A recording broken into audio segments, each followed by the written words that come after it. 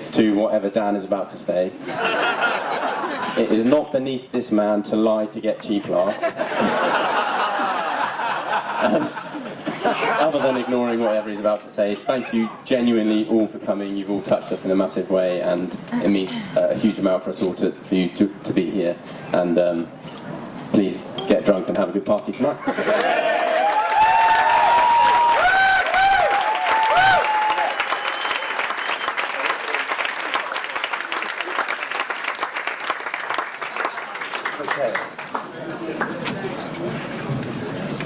Thank you, Andy.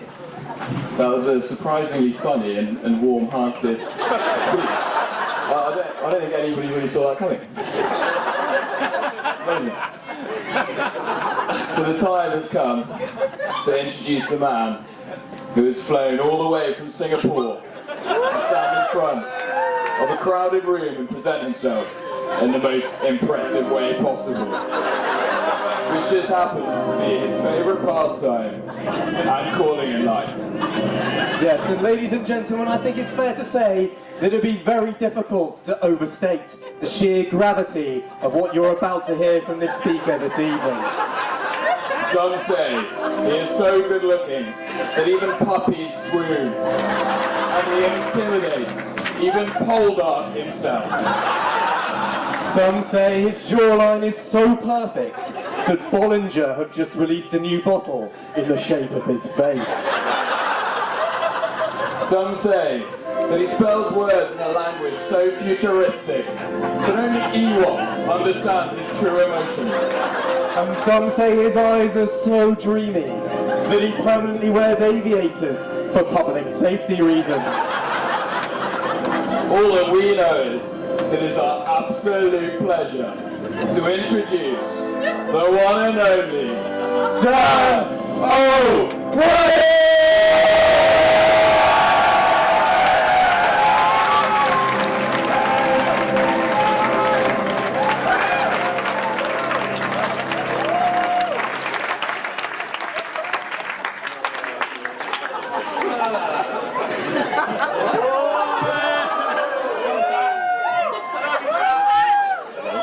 I was a little bit disappointed they weren't knickers, to be honest.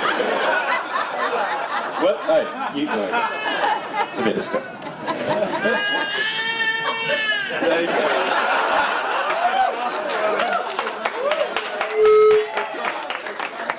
Your wife, just there, Dan, your wife. Thanks.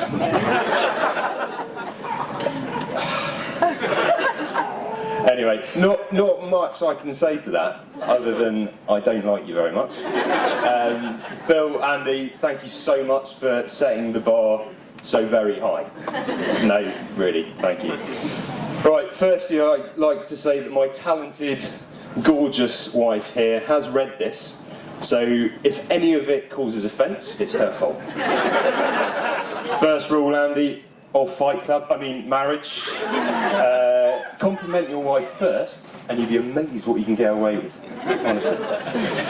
Right, for those of you that don't know me, I think I've had a pretty good introduction. I was fortunate/unfortunate to have met Andy at uni, and was also his long-suffering housemate in London for about 7 years, so kind of the gravitas of what Harriet has signed up for, I'm acutely aware of. Wow. She must really love him. Joking aside, there are a lot of people sitting in this room today who are equally, if not more qualified than I am to be doing what I'm doing. So I am incredibly honoured to be standing here, Andy, so thank you very much. Andy also did a fantastic job at my speech last year, or sorry, at our wedding last year. So it was excellent. It was brilliant. And he also was the best speech we've ever heard. No pressure. Amazing. It's a tough gig, this, isn't it? And he was also very easygoing on the speech. So that was very kind of you. If you think that I'm going to go easy on you tonight, mate, much mistaken. Right, now I say all this, but the problem is that Andy is actually pretty dull.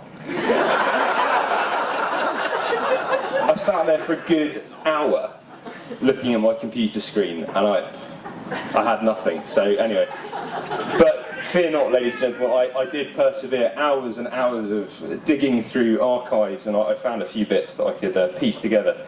So fear not, this won't be the shortest best man speech in history.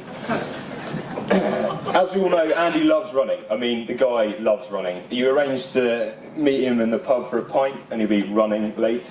You know, and when he does eventually.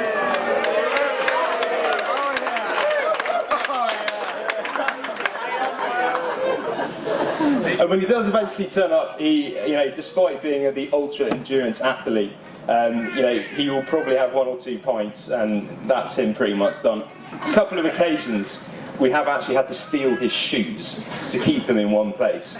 I mean, he literally will run away from the booze. It's quite amusing. Anyway, often I kind of wondered, these homing pigeon tendencies that he'll run home was somehow due to the overbearing urge that he wanted to return home to Harriet, to those loving arms. But the problem was that Harriet was normally out with us. So at this juncture, I think all stag members, those of you who could make it, would agree that if Harriet had made the stag, which we almost got her in instead, she would have been a much better lad.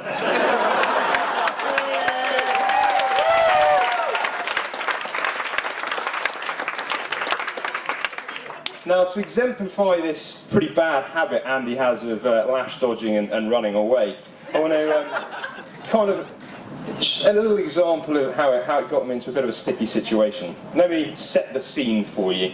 2005, 3 men, 1 car, the open road, Vegas. Every man's dream. After a night out enjoying the libations of the strip, our weary groom, decked out in white snakeskin boots, a cowboy shirt, and a fresh pair of Y-fronts, decides he'd done enough Vegas for the evening, so he wanted to slither home. Andy thought he'd learned how to card count. Sadly, it appears the only similarities that Andy has with Rain Man is his dress sense. The outcome? No cab money, and a long, long walk home, dressed like Dolly Parton in drag. Soon he realised these boots were not made for walking. And this, ladies and gentlemen, is when things started to escalate from a bad wardrobe decision to a bad life decision. In Sin City, Andy actually thought it was a good idea, while dressed like a member of the Oklahoma Chorus Line, to hitchhike. Upon raising his thumb for no more than an instant, a vehicle screeched to a halt. Andy jumped in to be greeted by 2 very friendly gentlemen of the Mexican persuasion. It's fair to say they had set their sights on his beef burrito.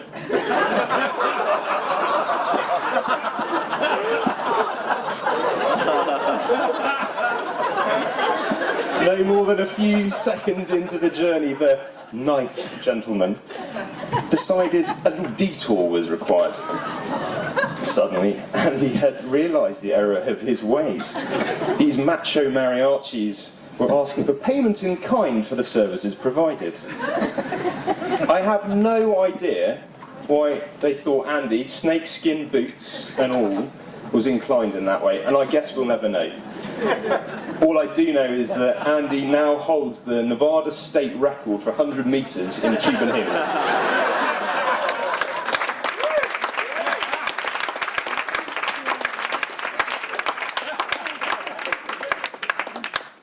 Now, I'm not one of Andy's oldest friends, so leaving no stone unturned in this character assassination, I asked for all help from his friends, or ex-friends. I also asked Andy's dad, Ken, to shed a little light on Andy's formative years. And I think I speak for all of those who knew Andy growing up, that it's pretty amazing we've got such a well-adjusted young man before us today. To paraphrase Ken, if you want normal, look at Ben. Andy was a bit of an oddball. That intrigued me somewhat. Apparently, Andy used to spend many afternoons in the garden playing with himself. Kicking a ball. Oh no. While other kids were kicking a ball, Andy was learning how to juggle. While other kids were riding their bike to the shops, Andy took a unicycle. And whilst most of us were walking the dog or playing with our pets, Andy was breeding snakes and keeping them under his bed. It's amazing you ever got a girlfriend. Harry, I hope you did have full disclosure of this before today, because if not, it's not too late. I hear Ben's single.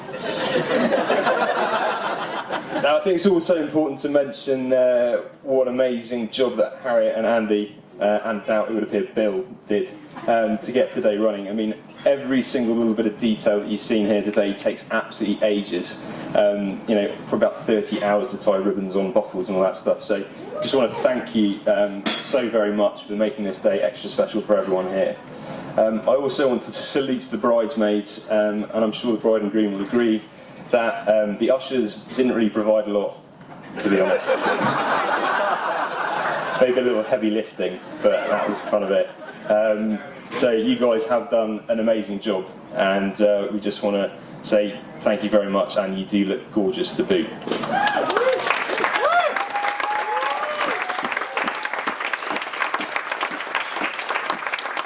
So ladies and gentlemen, can you please charge your glasses and a toast to the bridesmaids.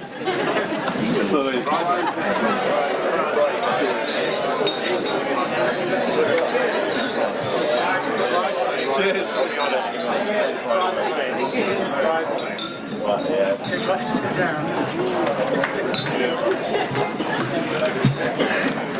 Speaking of gorgeous, Andy, I must say you're looking pretty good at the moment.